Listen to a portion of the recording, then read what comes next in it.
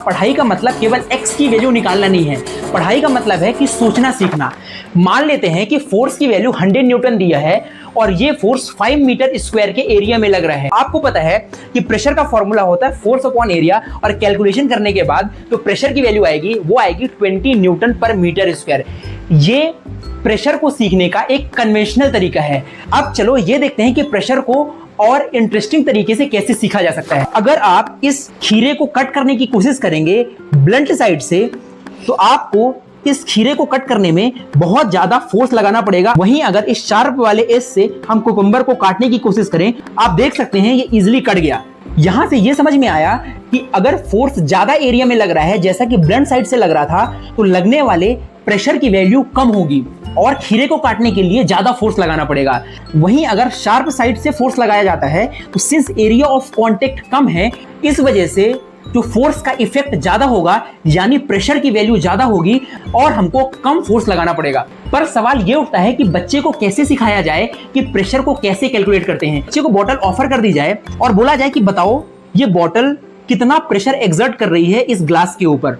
अब यहाँ पर बच्चे अलग अलग आंसर दे सकते हैं। उनमें से कोई बच्चा ये बोल सकता है कि अगर वेइंग मशीन में रख के इसका मास निकाल लिया जाए और उसको ग्रेविटी से मल्टीप्लाई कर दिया जाए, तो हमको इसके वेट की वैल्यू मिल जाएगी। सबसे पहले इस बॉटल का मास निकालते हैं।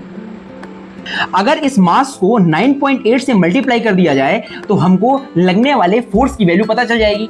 वैल्यू आ गई 1.7836। अब सवाल ये उठता है कि इसके एरिया को कैसे निकाला जाए। अब फिर से बच्चों को सोचने के लिए ये बोला जाए कि बताओ इसकी रेडियस कैसे निकाली जाए।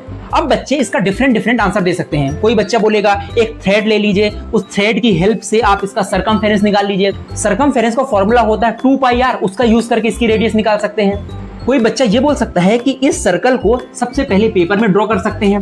अब ये जो पेपर पर सर्कल ड्रॉ है, इसकी रेडियस कैसे पता लगाया जाए। अब कोई बच्चा ये बोल सकता है कि इस डिवाइडर की हेल्प से हम डायामीटर निकाल सकते हैं और उस डायामीटर की वैल्यू को हाफ करके हम रेडियस की वैल्यू निकाल सकते हैं। कोई बच्चा ये भी बोल सकता है कि सर इस सर्कल पर 2 कॉर्ड खींच दीजिए और इन दोनों कॉर्ड का आप बाइसेक्टर निकाल लीजिए।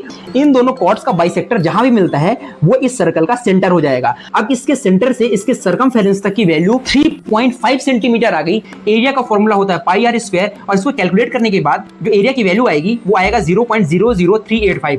और प्रेशर का फॉर्मूला फोर्स अपॉन एरिया लगाकर जब हम कैलकुलेट करेंगे, तो लगने वाले प्रेशर की वैल्यू 462.337 न्यूटन पर मीटर स्क्वायर आ जाएगी। इस वीडियो को बनाने का उद्देश्य प्रेशर की वैल्यू कैलकुलेट करना नहीं था, बल्कि ये बताना था पढ़ाई का मतलब केवल x की वैल्यू निकालना नहीं है। पढ़ाई का मतलब है कि सोचना सीखना। एक सिंपल सा कॉन्सेप्ट प्रेशर, जहां पर हमने कितने सारे सब्जेक्ट को आपस में इंटीग्रेट कर दिया।